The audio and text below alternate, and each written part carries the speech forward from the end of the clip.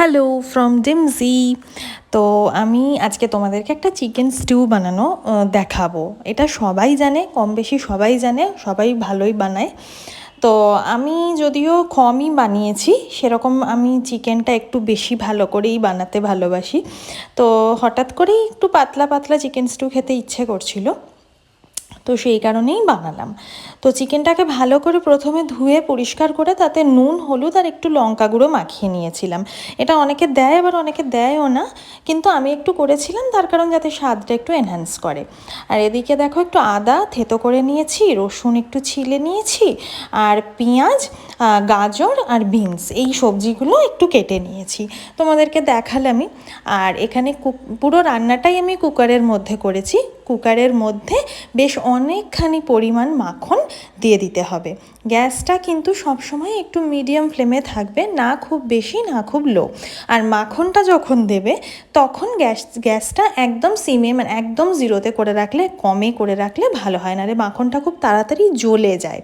এবার মাখনটা দেওয়া হয়ে গেলে ওর মধ্যে দিয়ে দিয়েছি অল্প একটু গরম মশলা। গরম মশলা বলতে মেনলি কিন্তু লবঙ্গ, এলাচ বা দারচিনি দেওয়ার অতটাও প্রয়োজন নেই, শুধু লবঙ্গটা দিলেই হবে। আর তার মধ্যে দিয়ে দিয়েছি একটু গোটা গোলমরিচ। গোটা গোলমরিচটা একটু থেতো করে দিলে ভালো হয়, তবে গোটা দিলেও অসুবিধা নেই, আমি গোটাই দিয়েছিলাম। তারপরে এর মধ্যে দিয়ে দিয়েছি ওই কেটে রাখা ছোট ছোট রসুনগুলো, আর তারপরে দিলাম হচ্ছে কেটে রাখা, মানে থেঁতো করে রাখা আদা থেঁতোটা। এটা হচ্ছে প্রথমে দেওয়ার কারণ এই কারণেই, যাতে স্মেলটা খুব ভালো আসে চিকেন থেকে, চিকেনের ওই যে মাংস যে একটা বাজে গন্ধ থাকে সেটা যেন চলে যায়, সেই জন্যেই গরম মশলা আর গোলমরিচটা দেওয়া। এরপরে এর মধ্যে কেটে রাখা ডুমো ডুমো পেঁয়াজগুলো দিয়ে দিয়েছি। পেঁয়াজগুলো তোমরা গোটাও দিতে পারো, গোটা দিলেও কিন্তু বেশ ভালো লাগে খেতে। সিটি যখন পড়ে তখন সেগুলো আস্তে আস্তে খুলে যায়, পেটেলসগুলো ভালো লাগে। তো তার মধ্যে আমি তারপরে পেঁয়াজগুলো যেই হালকা একটু হোয়াইটিশ, ঠিক বাদামি নয়, একটু হালকা হোয়াইটিশ হবে, সাদা সাদা হয়ে এলে তার মধ্যে বিন আর কেটে রাখা গাজরগুলো দিয়ে দিয়েছি। তারপর এটা আস্তে আস্তে কুক হতে থাকবে। এর মধ্যে একটু সামান্য পরিমাণ নুনও তোমরা দেবে, আমিও দিয়েছিলাম। নুনটা দিলে কি হয়, স্বাদের জন্য নয়, সবজিগুলো তাড়াতাড়ি সেদ্ধ হয়ে যায়, এই কারণেই নুনটা দেওয়া।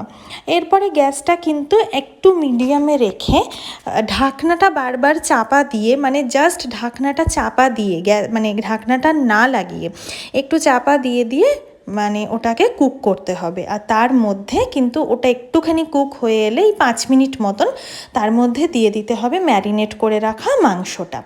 ম্যারিনেট মানে বেশি কিছুই নয়, ওই যেটা দিয়ে করেছিলাম নুন, হলুদ আর একটু লঙ্কা গুঁড়ো, ওই ম্যারিনেট করে রাখা মাংসটা এই সবজিটার মধ্যে দিয়ে দিতে হবে। দিয়ে দিতে হবে স্বাদ মতো অল্প একটু চিনি, ঠিক স্বাদ মতোও বলা চলে না, এটা জাস্ট একটা টেস্ট ব্যালেন্সিংয়ের জন্য একটুখানি চিনি দিয়ে দিতে হবে। আর একটু নুনটাও তোমরা স্বাদটা চেখে একটু দেখে নেবে, আমিও তাই করেছিলাম যে নুনটা ঠিক আছে কিনা, কারণ এরপরে বেশ জল পড়ে তো খানিকটা, যেটা তোমরা এখন দেখতে পাচ্ছ, মানে জাস্ট সবজি আর মাংসটা ডুববে এই রকম পরিমাণ জল আমি দেব, বেশি জল কিন্তু দেব না।